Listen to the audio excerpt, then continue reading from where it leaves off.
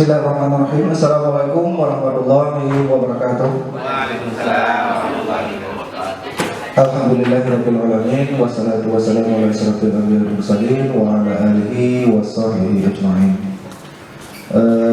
Yang kami hormati Ibu Kepala Sekolah SMA Negeri 1 Welang, dalam hal ini diwakili oleh Pak Helmi. Kemudian yang saya hormati Bapak Ibu Odien sebagai peserta diseminasi mengenai dengan budaya positif angkatan ke-11 JGP. Dalam hal ini kita akan mendapatkan beberapa hal materi yang disampaikan oleh Pak Mutahar. Kemudian nanti sesi kedua akan disampaikan oleh Pak Adi Hidayatullah Ahmad. Jadi untuk memberkahi acara kita pada hari ini, senantiasa kita biasakan mengawali dengan membaca Ummul Fatihah masing-masing di dalam hati. Al-Fatihah.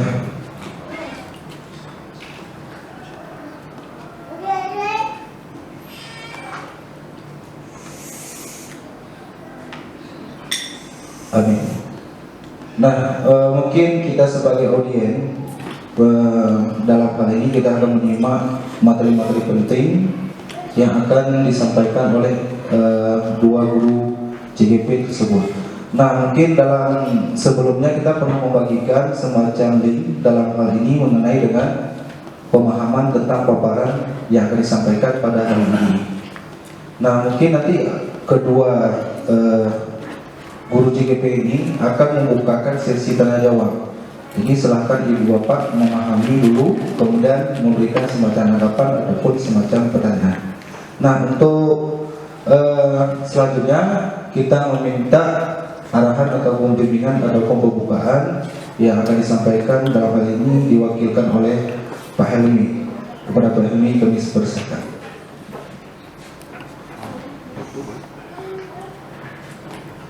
Bismillahirrahmanirrahim.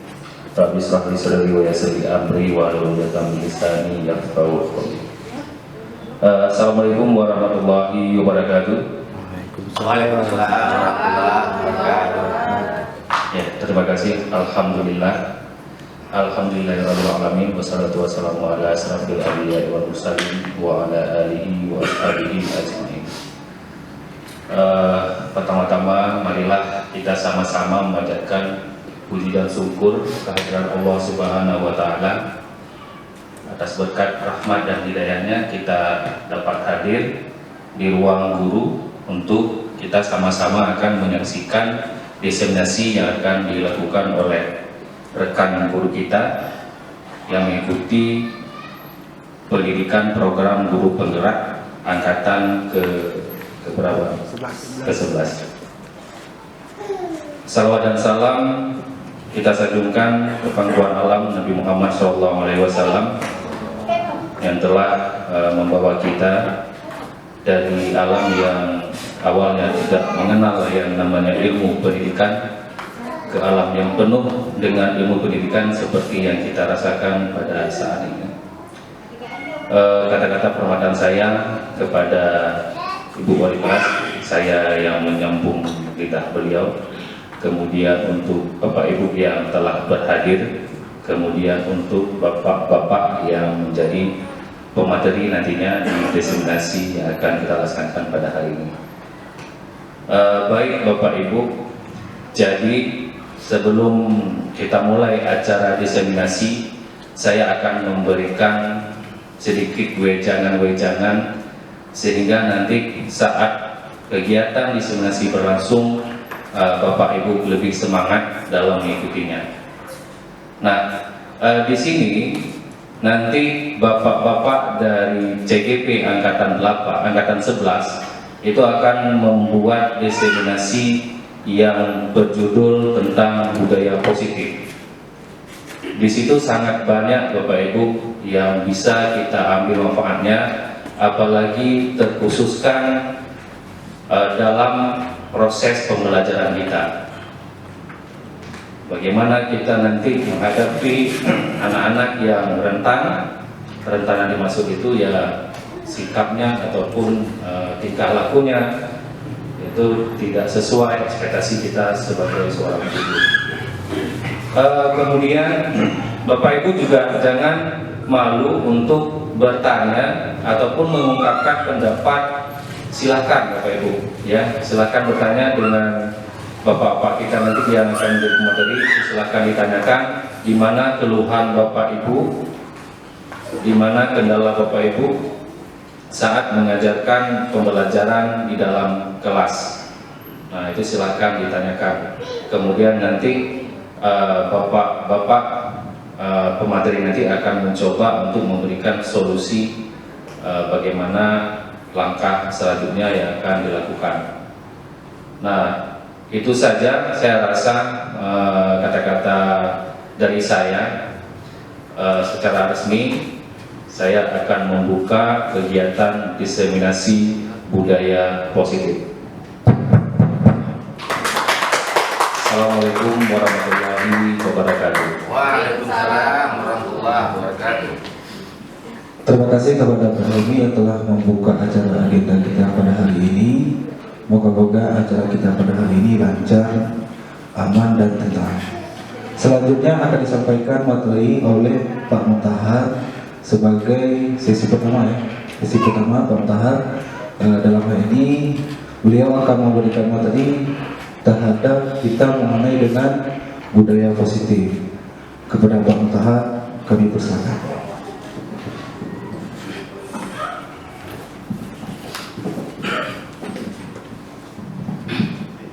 Bismillahirrahmanirrahim. Assalamualaikum warahmatullahi wabarakatuh.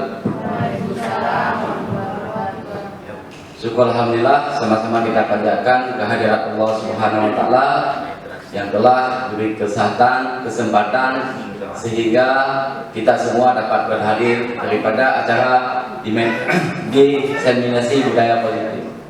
Nah, saya calon gubernur angkatan 11. Jadi dalam hal ini salah satu tugas kami yaitu tentang aksi nyata modul 1.4 tentang diseminasi budaya positif. Nah, mungkin sebelum kita ke materi budaya positif, saya mempelajari atau kita memahami sedikit mengenai apa itu intisari dari pemikiran Ki Hajar Dewantara tentang pendidikan. Mungkin kita ini memang tidak asing lagi, sudah sering kita baca-baca sendiri, tapi mungkin ini cuma memperdalam kembali. Jadi menurut Ki Hajar Dewantara bahwasanya guru itu sebagai penuntun. Nah, mungkin bahasa penuntun itu memang sudah sering kali kita dengarkan, tapi di sini mungkin saya memperjelaskan kembali. Jadi guru itu sebagai penuntun bagi murid, guru salah satu yang dapat menggali potensi yang telah dimiliki setiap murid untuk disesuaikan dengan kodratnya ataupun dengan bakatnya, sehingga masing-masing murid mempunyai karakter yang baik terus bisa ditingkatkan, sedangkan karakter yang tidak baik kita ingin hilangkan, sehingga murid-murid kita itu dapat mempunyai keselamatan dunia dan akhirat dan juga berguna bagi bangsa dan negara. Nah, umpamanya peran seorang guru itu seperti seorang petani yang melestarikan tanaman sesuai dengan kodratnya tanaman. Masing-masing tanaman itu mempunyai berbeda-beda dan juga seorang petani tidak bisa mengubah dari wujud dari setiap tumbuhan. Kalau kita tanam kacang tidak mungkin tumbuh jagung, dia tetap menjadi seperti jati dirinya. Jadi kalau kita umpamakan dengan murid-murid kita, nah setiap murid itu mempunyai potensi yang berbeda-beda dengan murid yang lainnya, sehingga peran kita seorang guru itu hanya sebagai moderator, artinya kita cuma mampu mengarahkan sesuai dengan kodratnya masing-masing. Jadi kalau kita tanami padi, agar padi itu tumbuh sesuai dengan keinginan kita, berarti kita harus merawatnya sesuai dengan kebutuhan.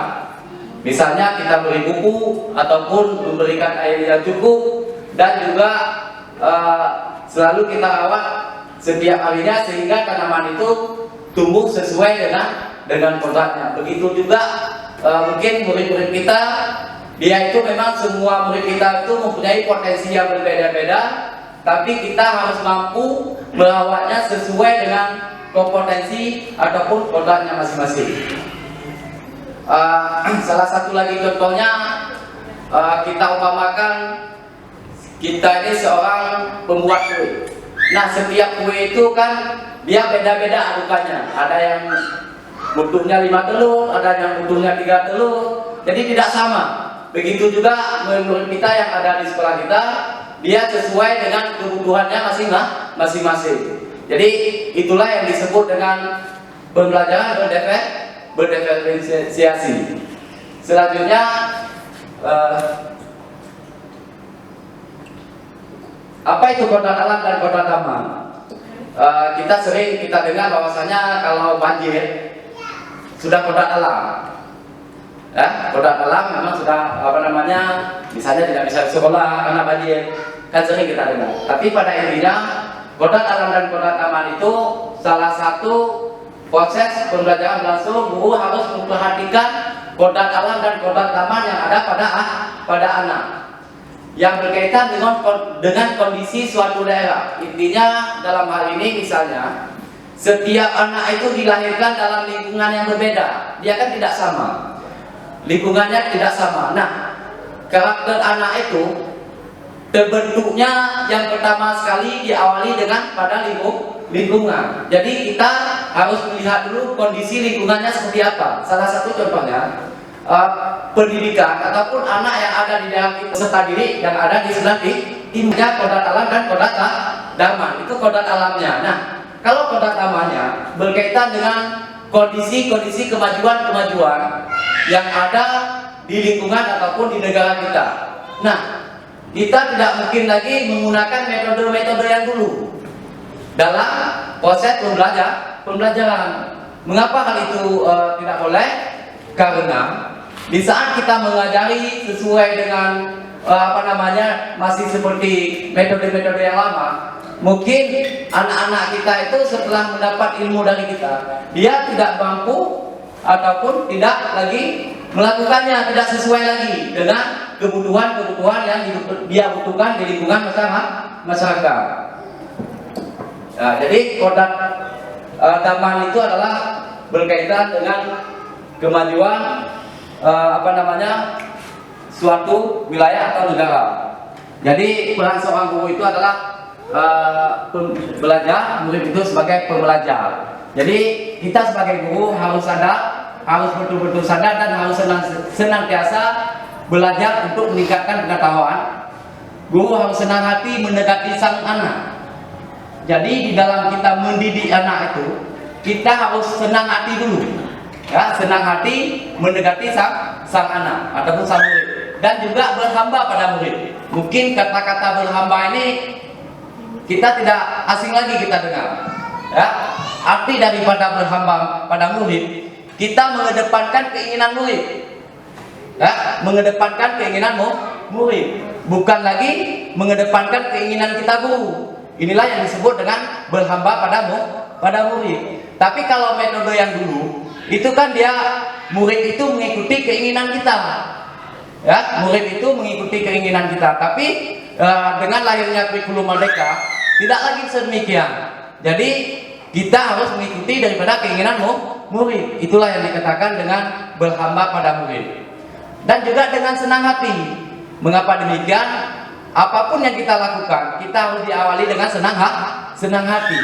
Dengan kita senang hati mendekati sang murid dan juga berhamba pada murid, ya, sehingga lebih mudah untuk menggali potensi yang dimiliki setiap murid. Dan sebagai murid juga harus selalu bersyukur dapat belajar di era yang sudah merdeka seperti yang kita rasakan ini, yang sudah tidak lagi seperti belajar pada zaman-zaman kolonial Belanda dulu. Nah, mungkin ini adalah salah satu guru penggerak, salam guru penggerak. Tergerak itu adalah jiwa kita, di dalam hati kita, selanjutnya bergerak itu adalah di badan kita selanjutnya bisa menggerakkan kawan-kawan yang yang ada di lingkungan kita terutama sekali. Jadi ini adalah tugas utama daripada seorang guru penggerak, dan ini bukan cuma guru penggerak, sebenarnya ini semua harus tertanam di jiwa kita. Yang pertama sekali, kita seorang guru itu harus berpihak pada murid. Nah, berpihak pada murid itu selalu mengedepankan keinginan daripada murid. Selanjutnya mandiri. Mandiri dalam arti di sini mandiri dalam melakukan segala sesuatu kegiatan untuk mengembangkan potensi-potensi yang kita miliki. Mandiri dalam arti di sini misalnya kita selalu mencari referensi baru terkait materi-materi yang berkaitan dengan pengembangan ataupun pengetahuan kita sendiri. Selanjutnya reflektif. Apa itu reflektif? Reflektif itu adalah salah satu dapat menyaringkan, yaitu yang mana yang kurang baik ataupun yang baik. Selanjutnya kolaboratif. Kolaboratif itu mampu bekerja sama dengan rekan-rekan yang bisa saling membantu. Intinya dalam hal ini kolaboratif itu kita selalu bekerja sama, salah satu coaching misalnya. Dan juga kita adanya komunitas belajar, itu juga salah satu hal kerjasama untuk meningkatkan pengetahuan kita. Selanjutnya inovatif. Inovatif di sini artinya kita dapat melahirkan ide-ide baru ataupun hal-hal baru yang unik yang dapat bermanfaat untuk dunia pendidikan khususnya.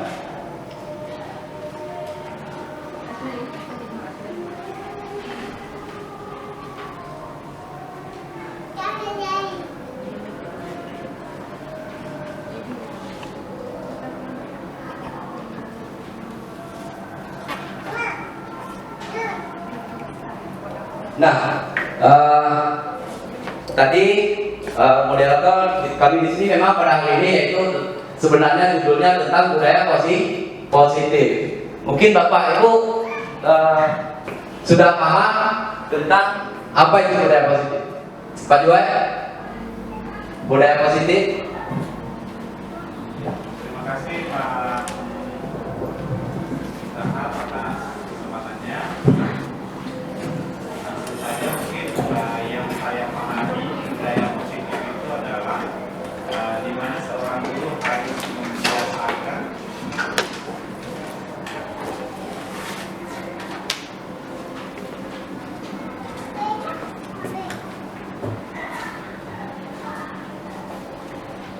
baik. Assalamualaikum warahmatullahi wabarakatuh.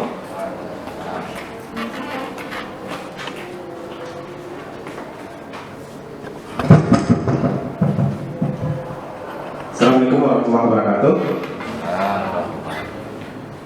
Terima kasih kepada Pak Mentah yang sudah memberi saya kesempatan pada saat ini. Kemudian langsung saja mungkin sudah poin atas kesempatan ini yang ditanyakan Pak Mentahar tadi, budaya positif. Nah, menurut yang saya tanggapi atas apa yang sudah Bapak sampaikan tadi melalui slide per slide, saya bisa memahami ada beberapa budaya positif yang harus kita terapkan di kelas. Nah, salah satunya adalah dengan berkolaborasi, yakni memberi kesempatan kepada siswa untuk bekerja sama di dalam kelas. Kemudian berikutnya mungkin ya seorang guru itu harus mampu memahami dan mendedikasikan dirinya sebagai fasilitator, bukan sebagai pemaksa. Nah, mungkin itu yang bisa saya tanggapi Pak Mentahar. Demikian, wabillahi taufiq wal hidayah. Assalamualaikum warahmatullahi wabarakatuh. Waalaikumsalam. Sangat luar biasa sekali Pak Juwai. Ya, benar sekali bahwasanya budaya positif itu adalah segala sesuatu yang salah satu seperti Pak Juwai bilang berkolaborasi dan sebagainya. Nah, mungkin saya menambahkan sedikit. Budaya positif itu adalah salah satu tindakan atau aktivitas yang dilakukan murid-murid kita dan juga kita pribadi seorang guru yang selalu baik. Intinya positif itu kan baik. Dia kan ada dua, negatif dan positif. Kalau positif berarti sesuatu kegiatan yang baik. yang selalu bermanfaat, yang pertama sekali untuk dirinya dan juga untuk teman-temannya dan juga untuk masyarakat pada umumnya. Mengapa di sekolah sekarang itu diterapkan budaya positif? Karena dengan adanya budaya positif, maka peserta didik kita atau murid-murid kita, dia akan dapat selamat daripada dunia dan akhirat sesuai dengan teori Ki Hajar Dewantara. Nah, di sekolah kita ini memang budaya positif sudah dari dulu kita terapkan. Salah satunya kebersihan pada lingkungan. Mungkin di web seperti Pak Yasir tadi bilang, kan ada yang salah satunya yaitu tentang pelestarian pada lingkungan. Kita setiap hari siswa kita diwajibkan untuk membuang sampah ya pada tempat yang telah disediakan oleh piket. Itu kan salah satu hal baik. Itu termasuk juga salah satu budaya positif. Yang kedua, kita setiap pagi siswa diwajibkan bersalaman dengan guru. Itu juga salah satu budaya positif. Nah, yang ketiga, mungkin kita setiap hari Jumat kita adanya yasinan bersama, dan itu juga salah satu budaya positif. Intinya budaya positif itu mengembangkan karakter murid-murid kita ke arah yang lebih baik. Ya, dengan adanya budaya positif, anak-anak sudah terbiasa membuat hal-hal yang baik. Karena di dalam kurikulum Merdeka ini kita tidak boleh memaksa, tapi berikan kepada murid-murid kita itu kesadaran. Dengan dia sadar bahwasanya segala sesuatu hal yang baik, maka dia akan terbiasa melakukan hal-hal yang baik. Dengan demikian dia tidak lagi melakukan hal-hal yang tidak sesuai dengan keinginan kita. Nah, makanya budaya positif ini mungkin tugas yang saya buat itu adalah 4P atau 4P, peristiwa, pembelajaran ataupun perasaan dan penerapan. Pertama sekali peristiwa, selanjutnya pembelajaran, perasaan, penerapan dan pembelajaran. Apa itu peristiwa? Peristiwa itu mungkin salah satu dalam modul ini 1.4 ini saya mempelajari budaya positif dengan mengikuti petunjuk yang terdapat di LMS. Yang pertama sekali, budaya positif yang kita lakukan itu mulai dari diri kita sendiri dulu, mulai dari guru dulu, mulai dari kita dulu. Kita nampakkan hal baik kepada siswa-siswa kita. Salah satunya mungkin jujur. Jujur itu kan juga salah satu budaya disiplin positif. Nah, bagaimana kita menampakkan kejujuran pada murid-murid kita? Mungkin kita dengan datang ke sekolah tepat waktu, selalu memeriksa PR, ya kan? Mungkin kita setelah menyuruh anak buat PR, lalu kita tidak memeriksanya. Itu juga salah satu hal yang tidak menampakkan kejujuran. Nah, mulai dari diri kita dulu menciptakan kejujuran. Selanjutnya eksplorasi konsep. Eksplorasi konsep di sini yang dimaksud di sini yaitu disiplin positif, keyakinan kelas, kebutuhan dasar manusia, 5 posisi kontrol guru dan segitiga institusi. Nah, yang pertama sekali disiplin positif. Mungkin bapak-bapak semua ataupun ibu-ibu ada yang sudah paham dengan hukuman ataupun penghargaan restitusi. Nah, kita sering mungkin anak-anak yang kita kasih hadiah. Ini siapa yang bisa menjawab ini, ibu kasih nombor. Siapa yang tidak bisa ini kita lakukan. Dan juga kita kasih penghargaan. Mungkin di era yang sudah maju seperti ini, itu sudah tidak diperbolehkan lagi. Anak-anak yang kita dikasih hadiah itu tidak boleh lagi. Ya, mengapa demikian? Karena ini akan terjadi kecemburuan sosial. Jadi bagaimana juga caranya? Anak-anak diberikan pemahaman penanaman yaitu tentang kesadaran hal yang menyangkut tentang kebaikan. Salah satu bagaimana caranya? Ya seperti yang tadi yaitu dengan disiplin positif. Yang selanjutnya keyakinan kelas. mengapa kita harus membuat keyakinan kelas? Mungkin pada apa itu keyakinan kelas? Mungkin pasti sudah paham. Nah, keyakinan kelas ini memang sudah pernah kita lakukan, bahkan setiap awal semester kita lakukan keyakinan kelas bersama anak-anak kita di saat masuk kota pertama. Tujuan kita membuat keyakinan kelas itulah salah satu hal penanaman hal-hal baik yang ada, hal-hal baik kepada murid-murid ataupun anak-anak kita yang ada di sekolah. Dengan adanya keyakinan kelas, anak-anak sudah bisa membatasi mana yang diperbolehkan, mana yang tidak diperbolehkan. Itulah salah satu hal keyakinan kelas, tujuan daripada keyakinan kelas.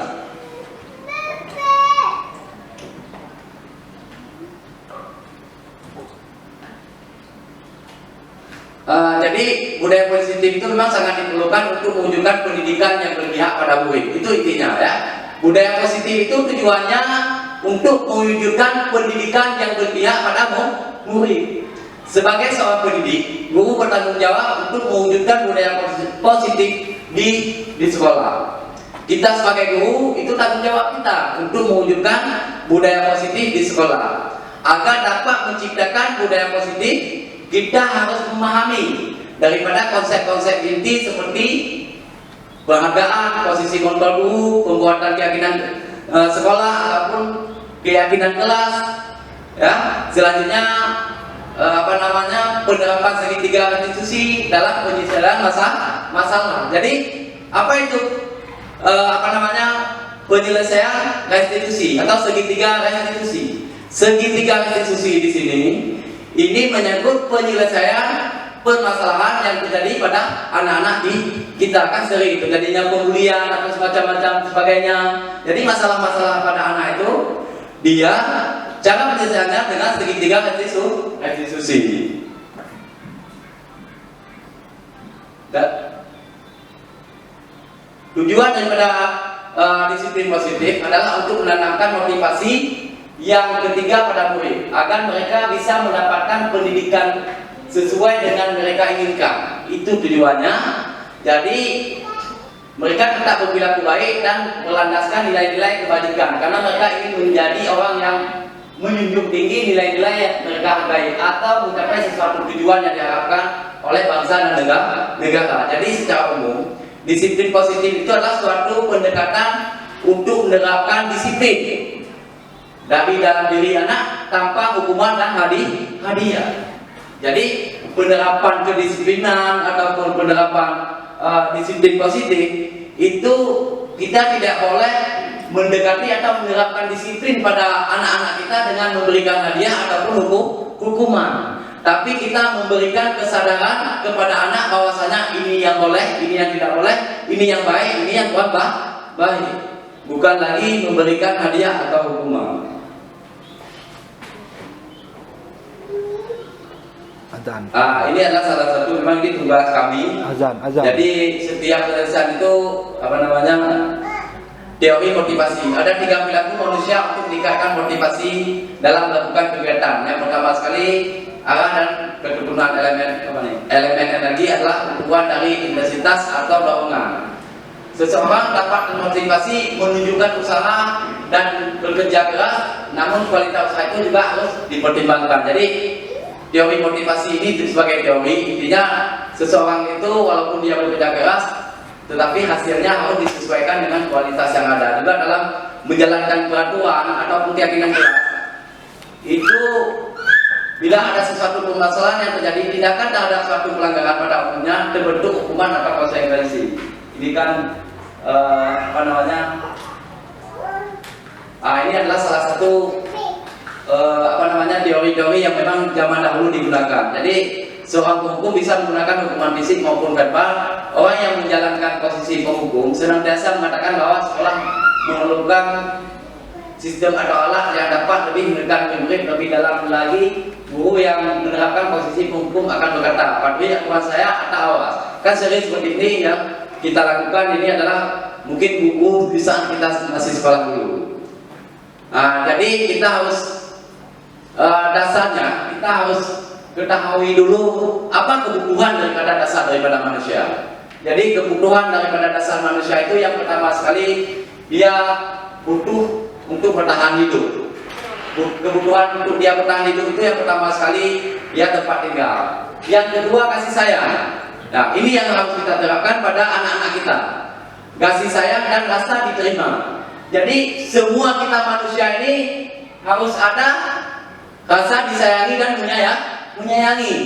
Ya anak-anak juga seperti itu sebenarnya. Dia harus ada rasa menyayangi dan disayangi. Kita sayangi dia dan juga harus kita terima dia. Arti di sini mungkin kita sering di saat kita mungkin di tempat kerja kalau kita merasa tidak diterima pasti kita berkecil hati ya di dalam lingkungan kita kerja misalnya kalau kita merasa tidak diterima kan kita menjadi sedih. Begitu juga anak-anak yang ada di sekitar kita dia harus kita terima dia walaupun dalam keadaan bagaimanapun. Makanya dikatakan harus dengan hati ataupun dengan suci hati mendekati sang anak. Juga manusia itu punya sifat menguasai. Semua manusia punya sifat menguasai. Itu memang sudah ada pada manusia. Ya, tinggal kita kembangkan aja. Misalnya menguasai dalam bentuk kelompok kecil contohnya. Jadi selanjutnya adanya pengakuan atas kemampuannya. Apa yang dia buat itu harus kita akui sekalipun yang dia buat itu belum tentu benar. Ya, walaupun dia buat itu salah, tapi kita harus mengakui bahwa atas kemampuan yang dia miliki. Umpamanya seperti ini, kita disuruh buat tugas. Sudah kita buat tugasnya sesuai dengan kemampuan kita. Sudah sangat bagus sekali. Tiba-tiba tugas kita itu tidak diminta. Sudah ada yang lain yang lebih bagus. Sedih kan kita? Sangat sedih sekalipun kita tidak dimanfaatkan, tapi kalau sudah diambil, kita sudah senang hati. Begitu juga mungkin dengan murid-murid kita yang ada di sekolah kita, walaupun mungkin apa yang dia buat kurang baik menurut kita, mungkin kita harus mengambilnya, harus kita akui bahwasanya itulah kemampuan daripada dia. Selanjutnya dia ingin bebas. Semua kita ini ingin bebas. Bebas di sini bukan bebas seenak-enaknya saja, tapi bebas menentukan kebutuhan yang dia pilih. Kita guru cuma sebagai moderator menjalankan atau mengarahkan ke jalan yang benar. Nah, ini adalah kebutuhan daripada dasar manusia. Ini kita seorang pendidik harus adanya, harus tertanam di jiwa kita bahwasanya kebutuhan dasar daripada manusia itu 5. Begitu juga dengan anak-anak yang ada di lingkungan kita. Dengan kita ketahui bahwasanya kebutuhan daripada anak-anak kita 5, mungkin kita lebih mudah untuk mendekati yaitu anak-anak murid kita yang ada di lingkungan sekolah kita. Selanjutnya adanya keyakinan gelap dan segitiga institusi. Jadi seperangkat nilai dan prinsip yang kita sepakati bersama oleh guru dan siswa memandu perilaku dan interaksi dalam kelas. Ini memang semua kita sudah kita laksanakan, sudah kita lakukan bahwasanya keyakinan kelas dan segitiga institusi. Keyakinan kelas itu adalah kita sepakati bersama murid-murid kita yang ada di lokal di dalam kelas, dan setelah kita sepakati dan anak-anak mematuhi aturan-aturan yang telah kita sepakati bersama. Di dalam hal ini kita seorang guru memberikan kebebasan kepada anak-anak kita memilih sendiri bagaimana yang seharusnya, yaitu tentang keyakinan kelas. Ada tiga langkah, yaitu segitiga institusi. Yang pertama menstabilkan identitas, yang kedua menanyakan keyakinan, yang ketiga validasi tindakan yang salah, yang keempat validasi tindakan yang salah. Ini adalah salah satu keyakinan kelas yang saya buat. Udah.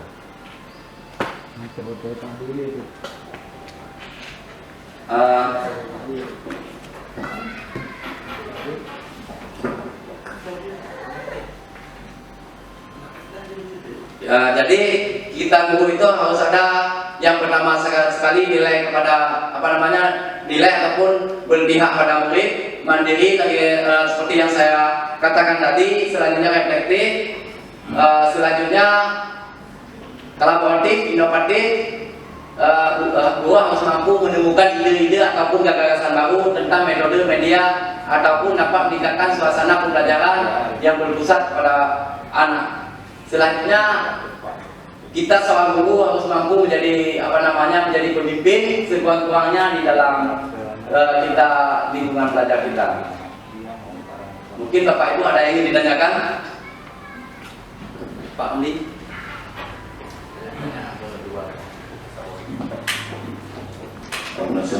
Bismillahirrahmanirrahim. Assalamualaikum warahmatullahi wabarakatuh. Waalaikumsalam. Sangat menarik dari pembahasan Pak Mundahar. Di sini saya mengambil sebuah pertanyaan dari segitiga restitusi. Karena dalam dunia BK ini memang memakai restitusi. Setiap masalah pasti akan tentunya kerucut yang untuk menyelesaikan sebuah masalah. Nah, di sini sebuah karakter anak yang masih usia dini. Dia kadang-kadang dirusak suatu barang oleh orang lain dan meminta mengembalikan barang yang sama. Nah, di sini dalam dunia BK belum saya temukan untuk solusinya untuk memecahkan sebuah masalah yang semacam itu. Mungkin dari guru penggerak bisa memberi konsep-konsep yang ada. Terima kasih. Assalamualaikum warahmatullahi wabarakatuh. Waalaikumsalam. Pun sangat luar biasa sekali. Mungkin ini kita minta jawaban dari Bapak Helmi. Oke, kepada Pak Andi silakan. Terima kasih. Assalamualaikum warahmatullahi wabarakatuh. Ya, bagus sekali pertanyaan dari Pak Ramli tadi. Bagaimana kita menghadapi anak-anak yang suka merusak itu barangnya. Tahapan restitusi itu ada 3, Pak. Jadi ada Pak Mun yang dibuat tahapan restitusi biar bisa diekspos. Ada di PPT-nya dibuat? Tidak. Oke, kalau tidak ada saya sampaikan saja langsung. Yang pertama sekali menstabilkan identitas. Jadi sebelum kita menyalahkan anak, jadi kita stabilkan dulu identitas si anak. Kita tanya dulu kenapa dia melakukan hal seperti itu. Pasti anak itu ada alasannya. Jadi bisa kita memunculkan pertanyaan seperti ini. Nah, kenapa kamu melakukan hal itu? Kamu pasti punya alasannya kan? Seperti itu. Jadi si anak ini pasti dia akan kalau kita bilang, kalau misalkan dengan guru mungkin si anak ini akan sedikit tertutup. Tapi kalau dengan BK dia akan lebih terbuka. Itu dia. Jadi guru BK ini dia punya nilai lebih untuk membuka hal pribadi si anak. Jadi boleh nanti guru BK menanyakan kepada anak, kamu pasti punya alasan melakukan itu. Nah, setelah menstabilkan identitas anak, baru kita bisa melanjut ke menanyakan keyakinan dia. Itu masuk ke tahap kedua, menanyakan keyakinan. Nah, disitulah kita akan bertanya, kira-kira dengan tindakan kamu seperti itu, apakah itu tidak akan merugikan orang lain? Nanti saya pasti akan menjawab, merugikan Pak. Ataupun kalau misalnya dia bilang, oh tidak merugikan Pak, kita tanya lagi nanti. Seperti itu. Nah, kemudian terakhir barulah kita validasi tindakan yang salah. Kita tanya sama anak mengenai tindakan yang salah. Ataupun juga proses dari restitusi itu bisa bertukar-tukar. Jadi nggak mesti harus di awal kita menanyakan identitas, juga bisa, nggak mesti di awal. Di posisinya. Intinya dalam kita merestitusi anak, yang perlu kita perhatikan adalah lingkungan sekitar. Jangan sampai kita merestitusi anak itu di khalayak ramai, itu tidak boleh. Nah, kalau misalkan terjadi pertengkaran di dalam lapangan, maka kita ambil si anak itu dari lapangan itu, dan tidak kedua-dua anak kita masukkan ke dalam ruangan, tidak. Nah, kita ambil satu anak dulu, kita restitusi mereka, si anak tadi. Kalau sudah selesai, baru kita restitusi si anak yang kedua. Kemudian apakah restitusi ini bisa kita lakukan lebih dari 1 hari? Nggak masalah. Jadi boleh, misalkan hari ini kita stabilkan dulu identitasnya, nah, kemudian kita suruh pulang anaknya, kemudian tanya, pokoknya kita kasih waktu untuk berpikir. Nah, kemudian besoknya baru masuk ke validasi tindakan yang salah. Nah, besoknya lagi baru menanyakan keyakinan, boleh, tidak masalah. Yang pasti jangan sampai interval waktunya terlalu lama, itu jangan pula sebulan baru lanjut ke tahap berikutnya, itu jangan gitu Pak Ramli ya. Mudah-mudahan jawaban saya bisa membantu. Terima kasih. Assalamualaikum warahmatullahi wabarakatuh. Luar biasa ya jawaban dari Pak Helmi, yaitu salah satu guru penggerak angkatan 8. Nah, mungkin saya memperjelaskan sedikit lagi. Jadi dalam penyelesaian permasalahan yang terjadi pada anak didik kita, dia yang pertama sekali seperti Pak Helmi bilang, menstabilkan identitas dan juga menanyakan keyakinan mengapa dia melakukan hal itu. Selanjutnya baru kita lakukan fasilitasi, yaitu tindakan yang salah. Mungkin cuma ini saja. Mungkin dalam hal ini pada hari ini saya sebagai sebagai pematri dalam hal ini cukup sampai di sini. Mungkin lebih kurang saya minta maaf. Saya akhiri, wabillahi taufiq wal hidayah. Wassalamualaikum warahmatullahi wabarakatuh.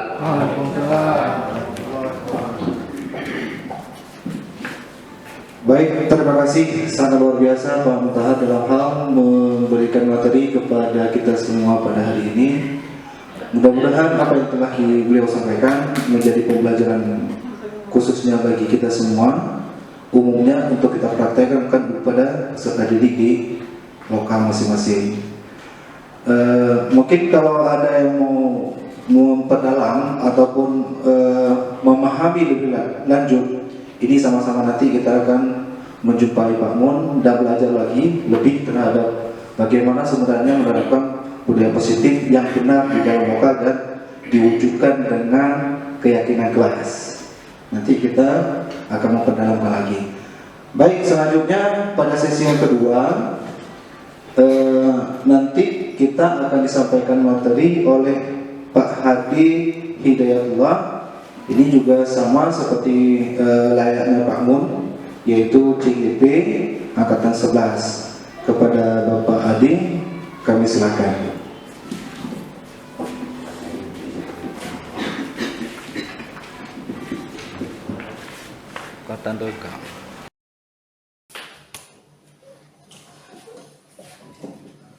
Assalamualaikum warahmatullahi wabarakatuh. Terima kasih kepada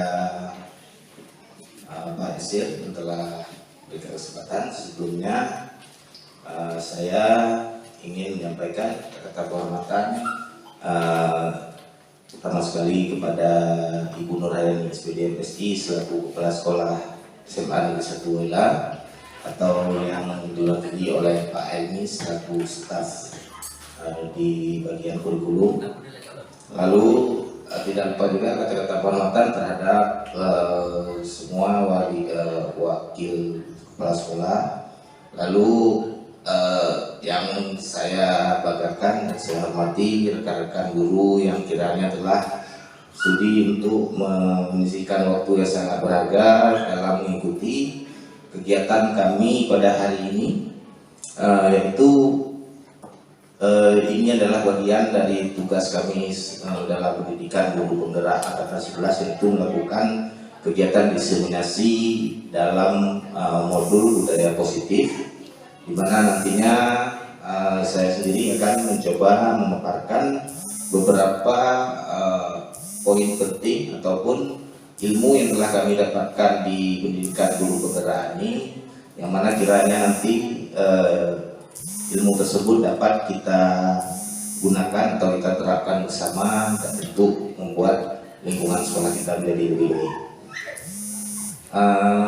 Ya, untuk menghemat waktu mungkin saya langsung saja. Pertama-tama mungkin untuk mempermudah pemaparan bisa saya minta tolong Pak Dayat dibagikan. Ini ada saya print handout-nya, di mana di handout tersebut nantinya ada saya berikan slot sedikit untuk menulis tanggapan-tanggapan.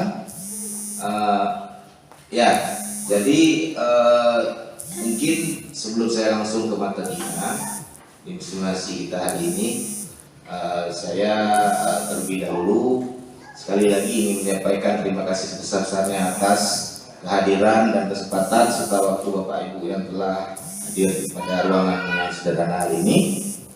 Dan mungkin mohon maaf dulu di awal karena mungkin persiapan kami kurang bagus, sehingga mungkin nantinya akan banyak kekurangan-kekurangan dalam kegiatan diseminasi singkat kita hari ini. Baik Bapak Ibu, langsung saja.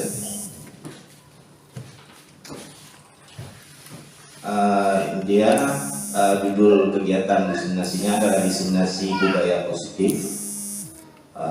Nah, sebelum kita langsung ke materinya, mungkin ini ada saya siapkan sebuah pertanyaan tematik yang mungkin bisa dicoba untuk dijawab menurut pendapat Bapak Ibu masing-masing. Jika kita bisa mengubah satu hal di dunia ini untuk membuatnya menjadi tempat yang lebih baik, kita diberi kekuatan ya, misalnya kita bisa mengubah satu hal di dunia ini supaya dunia ini yang tempat kita tinggal ini bisa jadi lebih baik. Apa itu yang kita ubah? Nah, mungkin sekitar ya 1 menit atau 30 detik bisa Bapak Ibu tuliskan langsung di handout yang saya bagikan menurut pendapat Ibu masing-masing, seperti itu. Oke.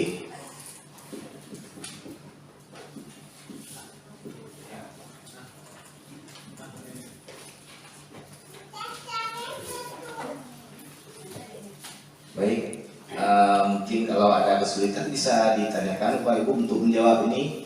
Tapi yang pasti ini cuma pertanyaan tematik, bebas Bapak Ibu menjawab sesuai dengan apa yang ada di benak dan pikiran Bapak Ibu. Oke, adakah yang sudah?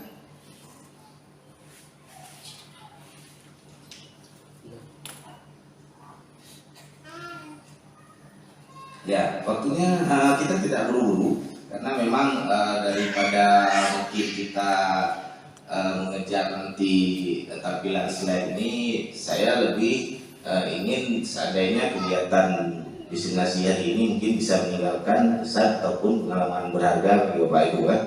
Jadi ada yang sudah, mungkin saya cuma perlu untuk kita sebagai pemantik kita mulai ke materinya. Ada? Ya, coba silakan Pak Juwaini.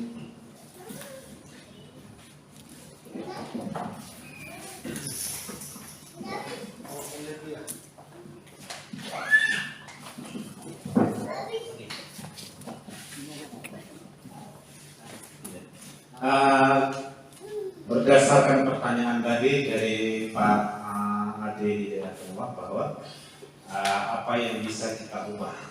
Intinya itu apa yang bisa kita ubah supaya satu hal ya. Kalau menurut hemat saya, yang harus saya ubah adalah perilaku. Nah, perilaku saya yang selama ini mungkin kurang bagus, kurang baik, kurang sesuai dengan norma baik agama maupun norma pemerintahan, itu harus saya ubah menjadi ke arah lebih baik.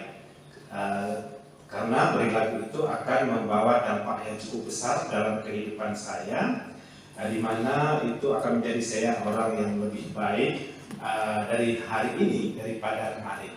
Itu Pak D yang bisa saya sampaikan. Demikian, wabillahi taufiq wal hidayah. Assalamualaikum warahmatullahi wabarakatuh. Waalaikumsalam warahmatullahi wabarakatuh. Terima kasih Pak Juwaini, super sekali ya. Ternyata jawabannya ketika ada satu hal yang mungkin bisa Pak Juwaini ubah di dunia ini, seandainya diberi mungkin mukjizat atau kekuatan ya. Ternyata yang diubah bukan mungkin kekayaannya atau materinya ya. Karena memang saya sependapat dengan Pak Juwaini bahwa ketika mungkin satu hal yang kita ubah itu adalah karakter ya. Dia di sini mungkin konteksnya tadi Pak Juwaini mengatakan karakter saya. Jadi kalau saya umpamakan di sini bahwa semua, berarti kalau Pak Juweni bisa diberi kekuatan mengubah ini, semua karakter orang ini Pak Juweni ubah jadi baik, seperti itu ya. Karena dengan karakter manusia ini baik, maka dunia ini akan menjadi tempat tinggal yang lebih baik, bukan dunianya diubah ya. Nah, jadi mungkin itu tadi Bapak Ibu adalah salah satu gambaran tentang bagaimana kita akan memulai topik budaya positif kita. Nah, mungkin sebelum di sini saya sambung sedikit bahwa ketika mungkin dari pendapat Pak Juweni bisa kita simpulkan, ketika kita ingin merubah sesuatu menjadi lebih baik, maka mungkin bukan sesuatu itu yang kita ubah, bukan orangnya yang kita ubah, bukan sekolahnya kalau kita umpamakan ke sekolah kita, bukan pendidikannya, bukan kurikulumnya ya. Walaupun itu tadi mungkin mengarah adalah sebagai cara atau jalan, tapi yang intinya adalah mungkin sifat ataupun perilaku dari manusia itu sendiri. Nah, di sini ada pemantik juga sedikit kegiatan.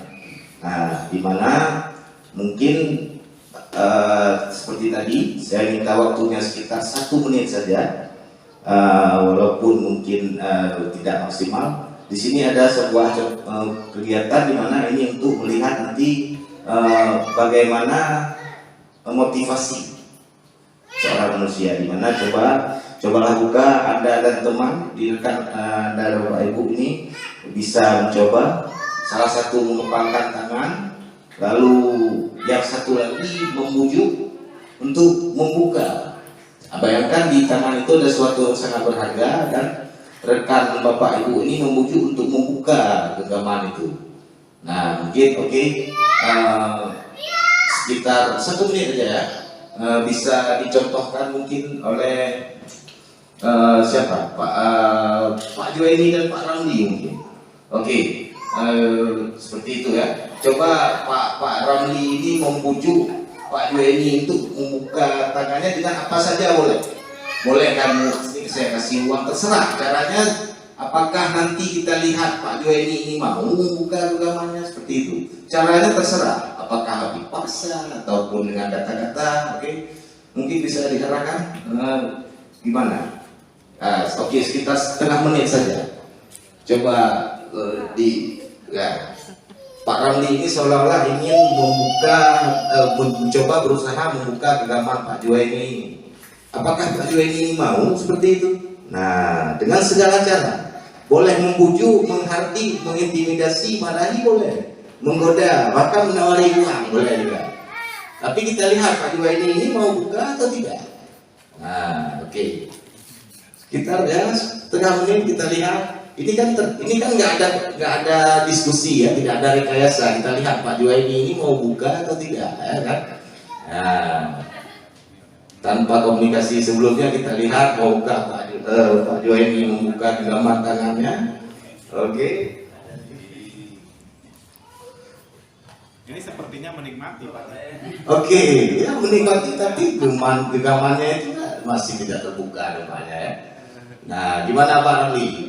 Bisa kira-kira dibuka untuk dibujuk ini, atau dielus, atau mungkin dipaksa aja sekalian? Kalau dibujuk butuh proses yang lama. Proses yang lama kalau kita bujuk ya. Berarti dipaksa gimana dipaksa? Sanggup nggak dipaksa itu?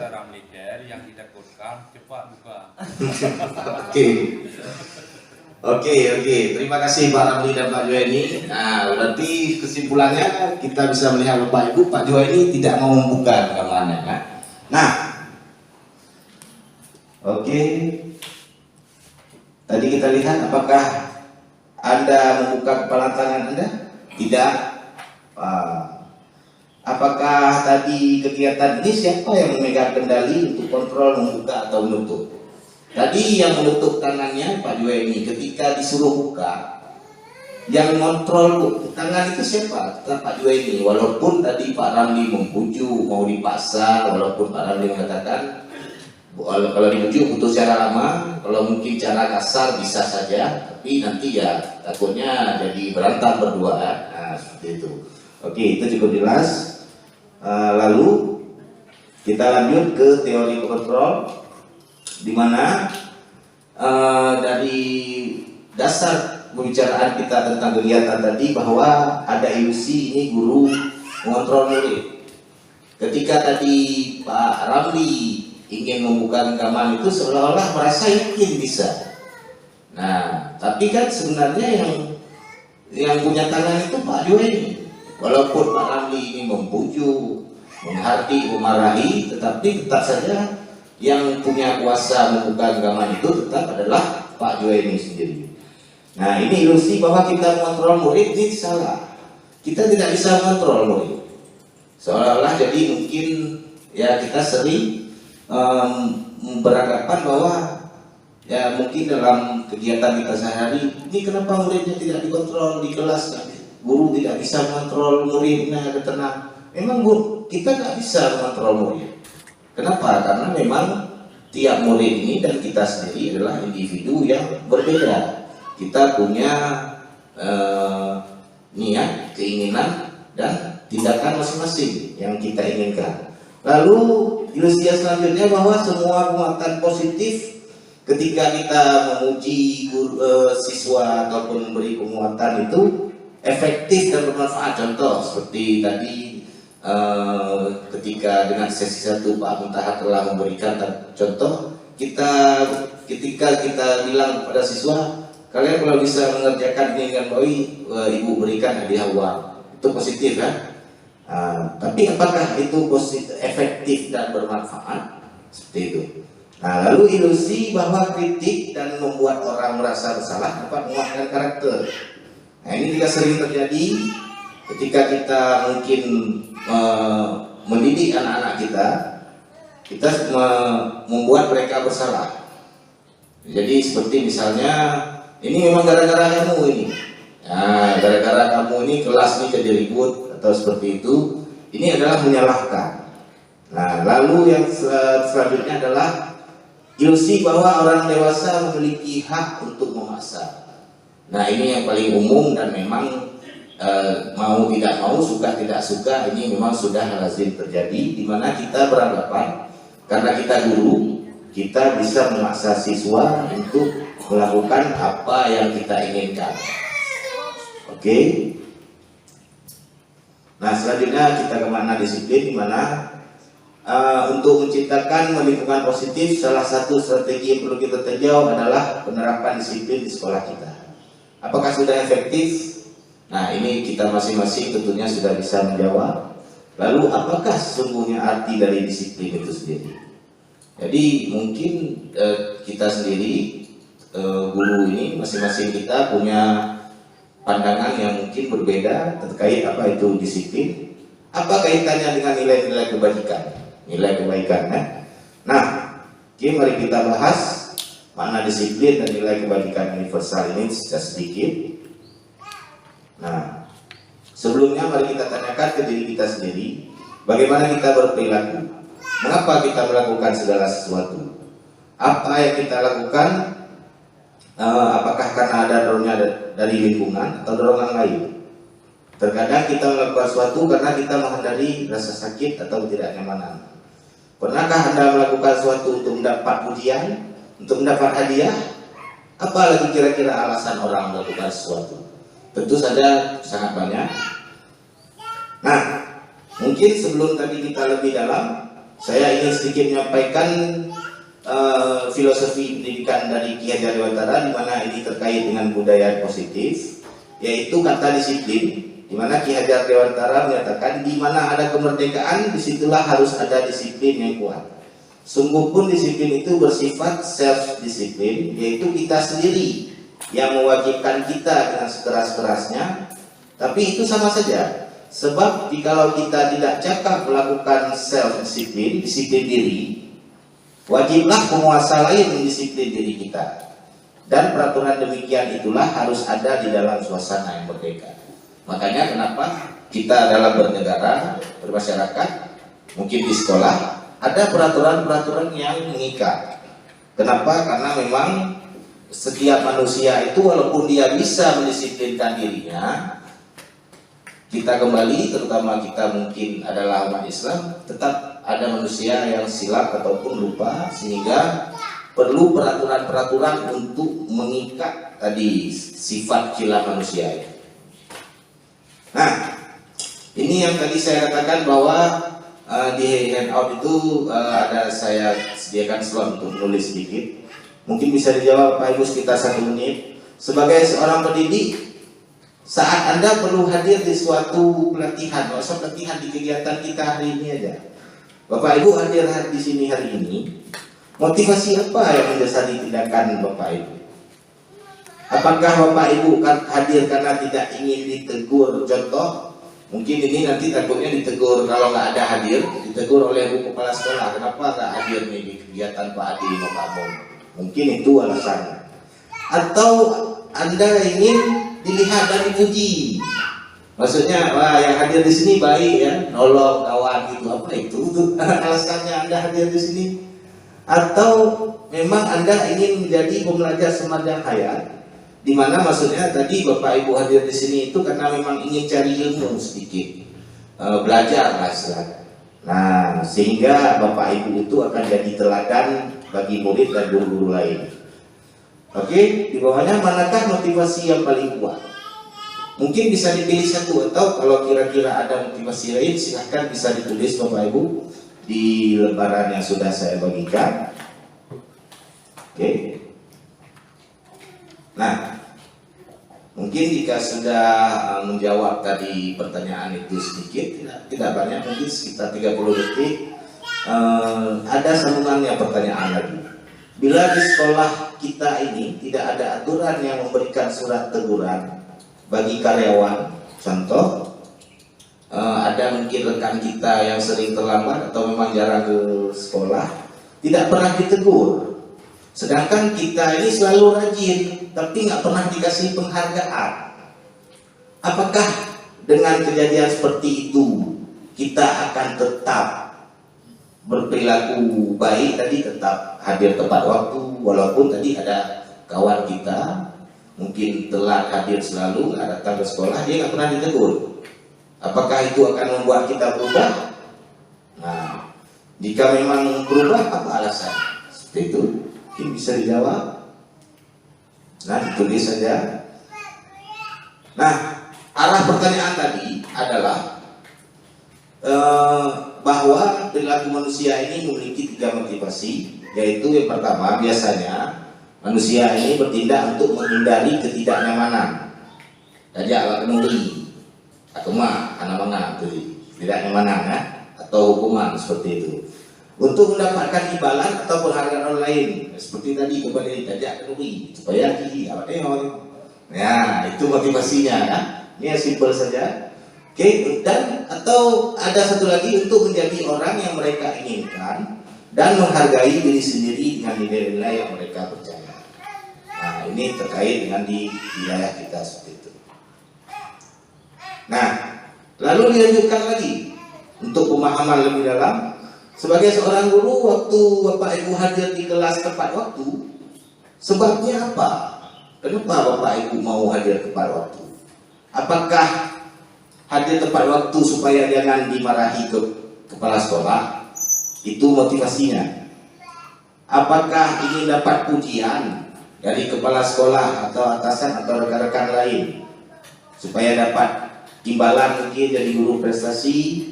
Atau karena memang Bapak Ibu ingin dihargai sebagai diri sendiri, yaitu menjadi teladan bagi murid dan guru-guru lain, seperti itu. Nah, manakah motivasi ini? Tentu saja ini bisa langsung Bapak Ibu jawab. Saya tidak akan mengambil sampel terlebih dahulu, hanya untuk sebagai refleksi saja ya, seperti itu. Nah, dalam budaya positif Bapak Ibu ada istilahnya hukuman, konsekuensi, dan restitusi, di mana dalam menjalankan peraturan ataupun keyakinan kelas, bila ada pelanggaran tentunya sesuatu harus terjadi. Nah, ketika tadi ada kejadian di sekolah kita memang harus kita lakukan, nggak mungkin kita biarkan. Nah, ketika kita melakukan tindakan, apakah yang akan kita berikan itu hukuman? Apakah yang kita akan berikan konsekuensi atau restitusi? Ini kan kembali kepada kita. Nah, tujuan diseminasi hari ini adalah di mana pada filosofi pendidikan Ki Hajar Dewantara diharapkan setiap guru di sekolah ini mau untuk melaksanakan restitusi dalam penerapan budaya positif. Nah, jadi kita membicarakan budaya positif dengan cara melaksanakan restitusi kepada siswa. Apa itu restitusi? Restitusi adalah proses menciptakan kondisi bagi murid untuk memperbaiki kesalahan mereka. Jadi saya hubungkan kembali dengan tema kita hari ini, di mana kita ingin mengajak teman-teman ini untuk melaksanakan budaya positif di sekolah kita dengan penerapan restitusi. Jadi restitusi itu adalah menciptakan kondisi bagi murid untuk memperbaiki kesalahan mereka, sehingga mereka bisa kembali pada kelompok mereka dengan karakter yang lebih kuat. Jadi ketika nantinya ketika Bapak Ibu sudah mengetahui tentang restitusi ini, hendaknya ketika ada sesuatu kejadian dengan murid kita, yang kita lakukan adalah memberikan restitusi, bukan memberikan hukuman atau memberikan konsekuensi. Nah, lebih lanjut kita lihat. Sebelum kita ke restitusi itu sendiri, tentu saja ini harus diawali dengan adanya keyakinan sekolah, keyakinan kelas. Ini sudah saya coba praktekkan dalam beberapa minggu ini selama kami di pendidikan guru penggerak ini mempelajari modul budaya positif, di mana saya melihat di kelas itu ketika saya membahas keyakinan kelas, murid-murid ini masih mungkin tidak familiar, berarti dengan anggapan bahwa tadi masih ada rekan-rekan guru yang mungkin belum menerapkan ini. Ada yang mengatakan kesepakatan kelas, dan bahkan di kesepakatan kelas itu ada murid yang mengatakan, Pak, tidak ada hukumannya. Nah, jadi tadi saya kembali bahwa dalam budaya positif ini kita ingin memberikan penguatan kondisi kepada siswa untuk jadi lebih baik. Kita bukan memberikan hukuman, bukan memberikan konsekuensi, tapi memberikan restitusi. Nah, keyakinan kelas ini contoh Bapak Ibu saya bisa tunjukkan, di mana ketika saya menciptakan keyakinan kelas ini, ya,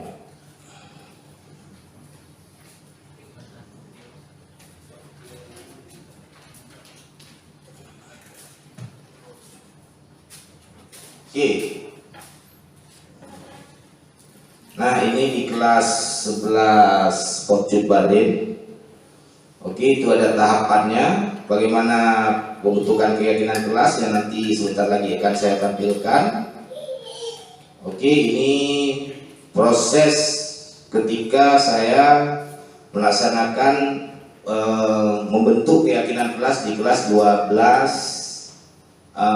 peminatan bahasa Inggris. Peminatan bahasa Inggris ini moving class, di mana ini adalah dokumentasi ketika saya sedang menciptakan atau membuat sebuah keyakinan kelas dengan siswa-siswa tersebut. Oke. Nah, itu tadi adalah dokumentasi ketika saya membuat keyakinan kelas, di mana itu di sini saya jelaskan sedikit. Kalau Bapak Ibu nantinya seperti tadi Pak Mentara katakan, jika ingin memang lebih dalam, kita disediakan waktu lain. Keyakinan kelas ini bersifat lebih abstrak, jadi tidak seperti peraturan. Nah, lalu keyakinan kelas ini pernyataannya umum, tidak misalnya tidak menjaga kebersihan di kelas, tidak seperti itu. Lalu pernyataan keyakinan kelas senantiasa dibuat dalam bentuk positif. Jangan ada kata tidak boleh, jangan ada kata dilarang. Nah, ini dia. Jadi itu mungkin saya refleksi sedikit bahwa di pendidikan guru penggerak ini sambil mengajak Bapak Ibu juga, seandainya nanti sudah ikut seleksi guru penggerak ini, saya tekankan bahwa di pendidikan guru penggerak ini sangat banyak ilmu bermanfaat, di mana nantinya kita akan sadar bahwa selama ini supaya kita ini jadi guru belum jadi guru yang baik, ya seperti itu. Kita berpikir bahwa kita sudah baik sekali ini kita laksanakan. Ketika di pendidikan guru penggerak ini semuanya saya lihat rata-rata semuanya tersadar bahwa mereka ini belum jadi, bahkan bisa dikatakan bahkan jadi guru pun belum cocok jika ilmu-ilmu yang ada di sini belum diterapkan. Nah, keyakinan kelas hendaknya tidak terlalu banyak. Jadi seperti dokumentasi tadi, ini saya mohon maaf juga Bapak Ibu, saya tidak bisa menyertakan dokumentasi ke dalam slide karena waktu persiapan yang sangat singkat. Jadi keyakinan kelas itu tidak banyak, paling 5 poin. Kalau di kelas 12 tadi itu ada 5 poin, di kelas 11 Penjubarin sudah saya buat itu 4 poin saja, nanti akan kita tampilkan. Dan keyakinan kelas sebaiknya sesuatu yang dapat diterapkan di lingkungan tersebut. Jadi jangan terlalu luas, di kelas itu saja. Dan semua warga kelas hendaknya ikut berkontribusi dalam pembuatan keyakinan kelas lewat curah pendapat. Semuanya boleh berpendapat. Dan yang terakhir, meninjau kembali keyakinan kelas tersebut dari waktu ke waktu. Oke.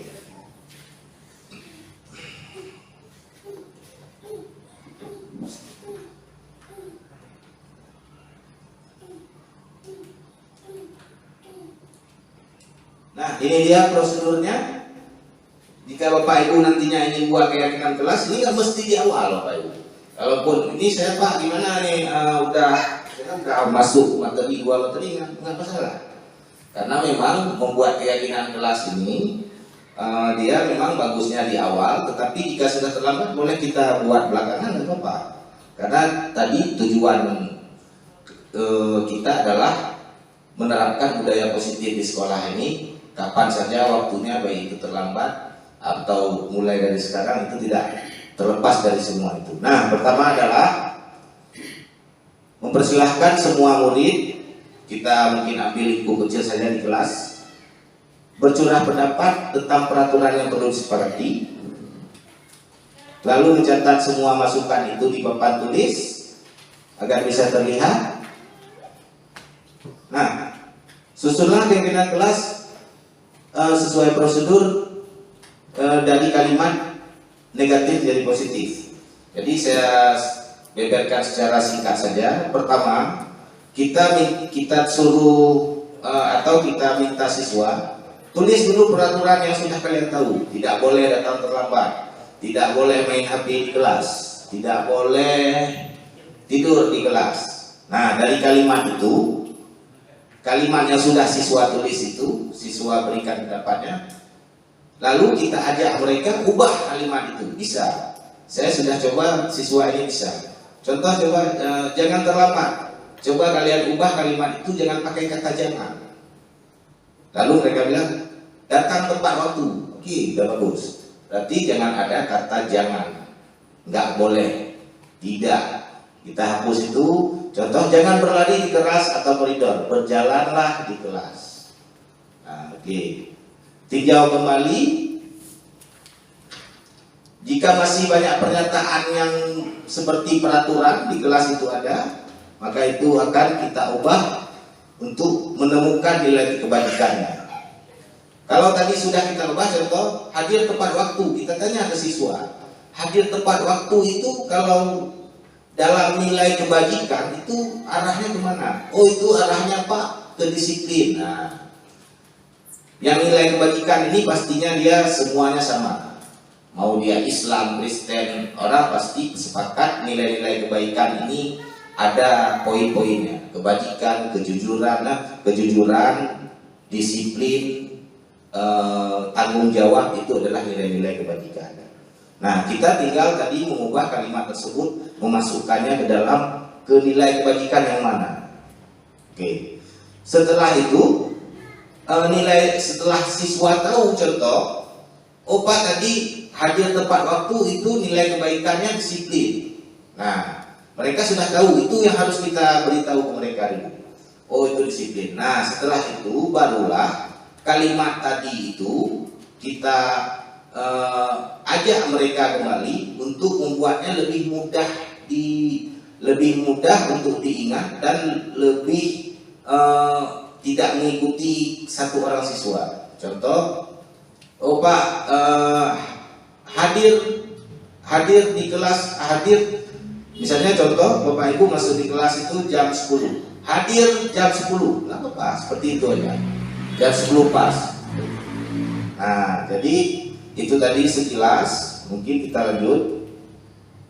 Lalu ada 5 kebutuhan dasar manusia. Ini sebelum kita ke restitusi, di mana manusia itu ada kebutuhan bertahan hidup, kasih sayang dan rasa diterima, penguasaan, kebebasan, dan kesenangan. Bisa dilihat, ada kebutuhan bertahan hidup, kasih sayang, penguasaan, kebebasan, dan kesenangan. Nah, di 5 posisi kontrol di restitusi ini, oke, bisa Bapak Ibu lihat, di mana kebutuhan tadi itu akan berhubungan dengan restitusi yang akan kita berikan. Jadi dalam restitusi itu ada 5 posisi kontrol, yaitu penghukum, pembuat rasa bersalah, teman, pemantau, dan manajer. Ini sudah kita lakukan selama kita jadi guru. Ini sudah kita lakukan. Apakah selama ini kita jadi penghukum, jadi teman? Nah, dan tahapan segitiga restitusi itu ada 3. Yang pertama yaitu menstabilkan identitas, lalu validasi tindakan yang salah, dan menanyakan keyakinan. Oke. Mungkin sebelumnya saya akan menunjukkan sedikit dokumentasi ketika saya menerapkan segitiga atau restitusi ini kepada siswa.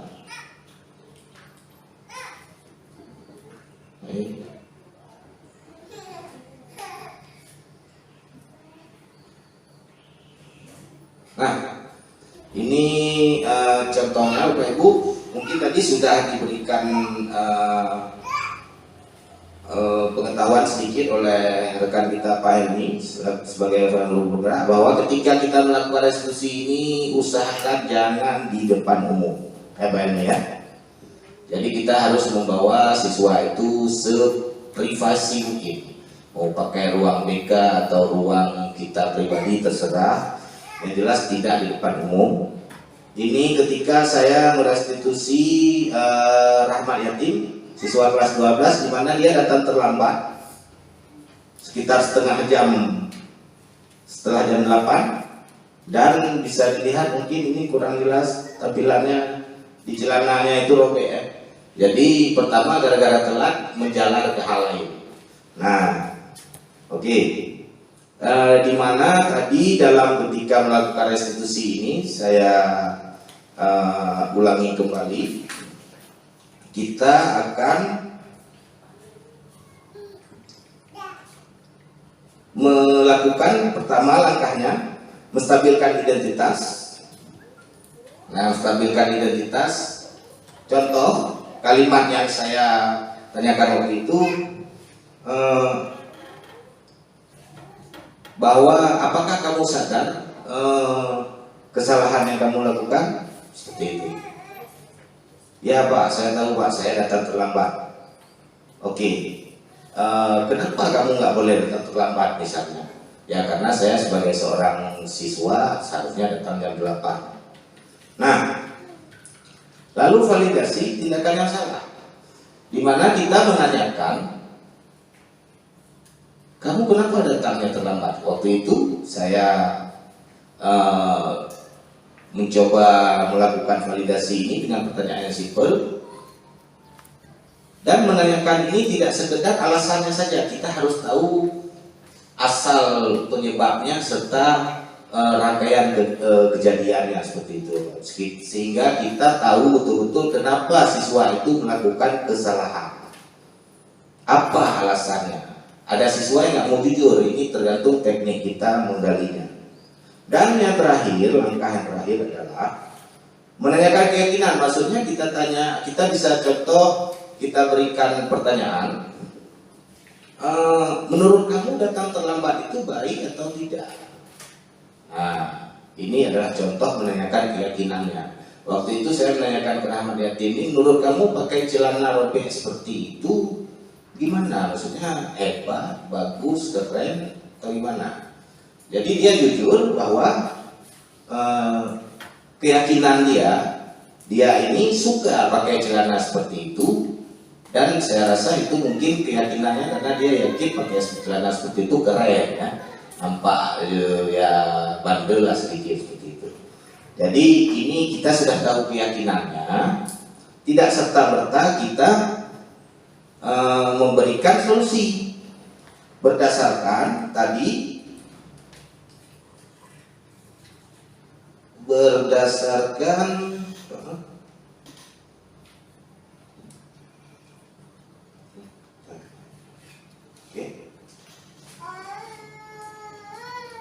berdasarkan 5 fungsi kontrol, maka yang terbaik itu adalah menjadi manajer.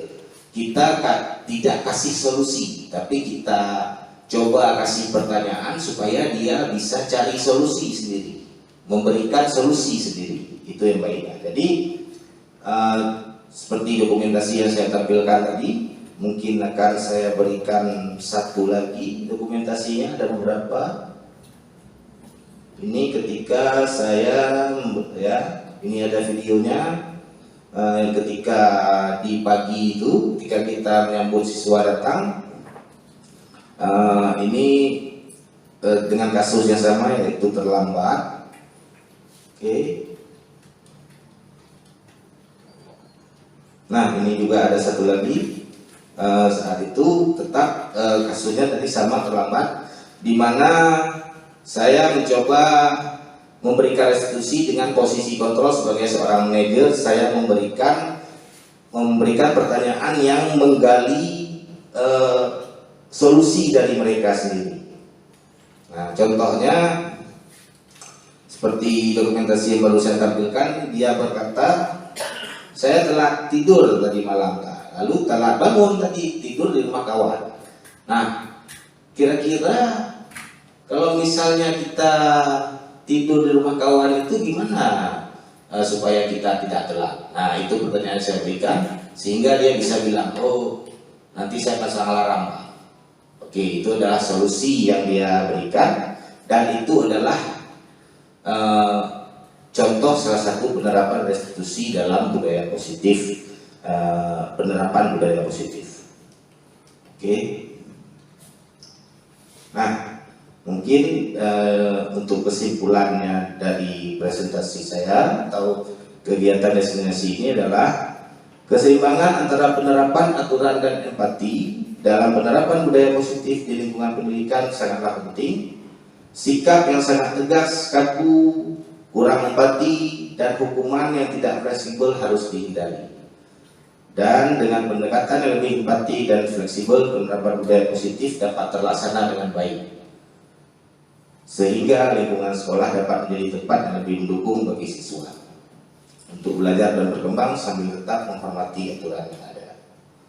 Oke, ini adalah 5 posisi kontrol yang juga ada di handout yang sudah saya berikan. Bapak Ibu bisa merefleksi di pada akhir kegiatan ini. Sebelum saya tutup, saya mencoba ingin mengajak Bapak Ibu untuk melakukan refleksi.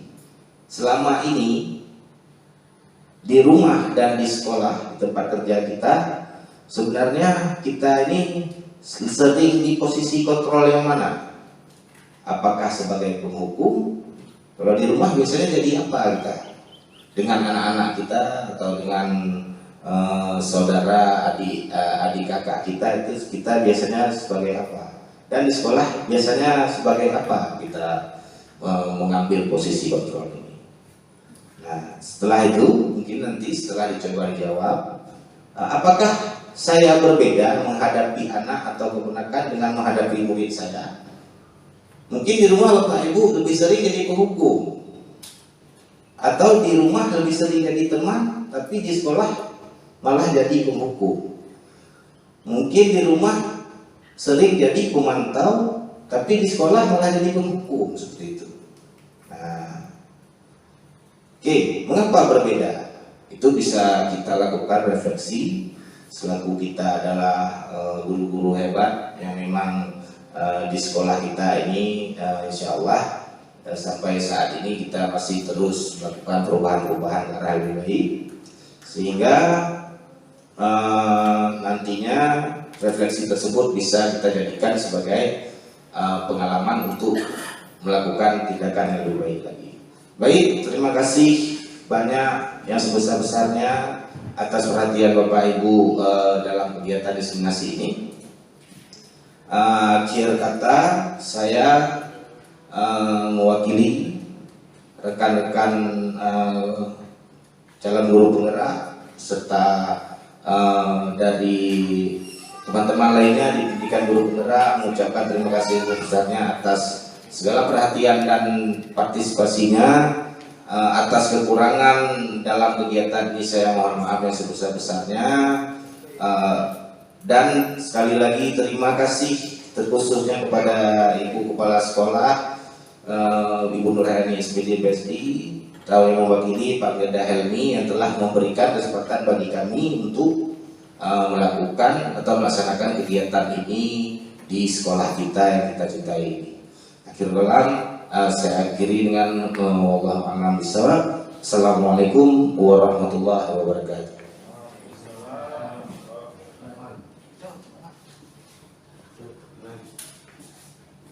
Baik, terima kasih kepada Pak Adi yang telah memberikan paparan singkat mengenai dengan materi mengenai dengan diseminasi budaya positif pada sesi yang kedua. Selanjutnya, karena berakhirnya penyampaian atau pemaparan singkat, maka selanjutnya kita menutup dengan agenda doa. Agenda doa akan disampaikan atau dibacakan oleh Pak Ramli. Saya sebagai moderator pada sore yang berbahagia ini undur diri. Salah kata ataupun lebih kata, mohon maaf. Wabillahi taufiq hidayah. Assalamualaikum warahmatullahi wabarakatuh.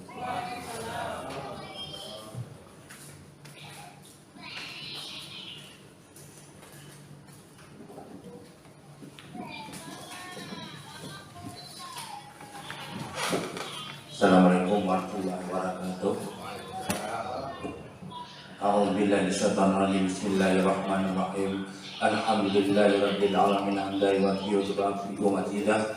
Ya Rabbana lakal hamdu kama yanbaghi li jalali wa wajhikal karimi wa 'azimi sultani. Allahumma inna nas'aluka ridhaka wa salmata wa na'udzubika min syakhatika wan nar. Rabbana atina fid dunya hasanah wa fil akhirati hasanah wa qina adzabannar. Walhamdulillahirabbil alamin. Al-Fatihah. Warahmatullahi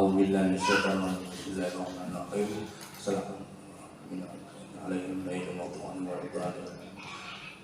Assalamualaikum warahmatullahi wabarakatuh.